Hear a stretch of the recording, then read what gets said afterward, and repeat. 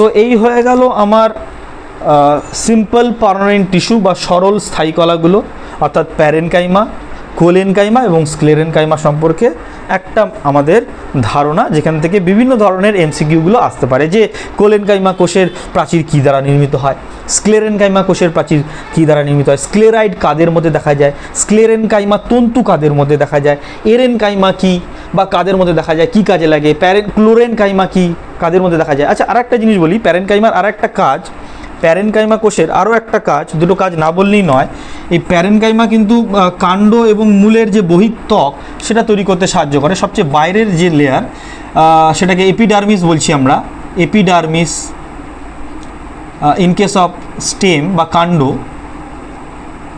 এই এপিডার্মিসটাও কিন্তু প্যারেনকাইমা কোষ দিয়ে তৈরি হয়। এটা কিন্তু আবার মেকানিক্যাল সাপোর্ট প্রোভাইড করে, অর্থাৎ যান্ত্রিক দৃঢ়তা কিছুটা হলেও এই প্যারেনকাইমা দিয়ে থাকে। আবার মূলের ক্ষেত্রে এটারই নাম হয়ে যায় এপিব্লেমা। এপিব্লেমা কার ক্ষেত্রে দেখা যায়?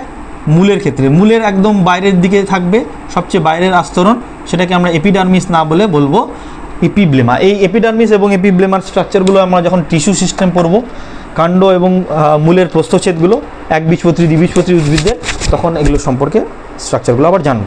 ওকে, তো এটা হয়ে গেল আমার সিম্পল পার্মানেন্ট টিস্যু।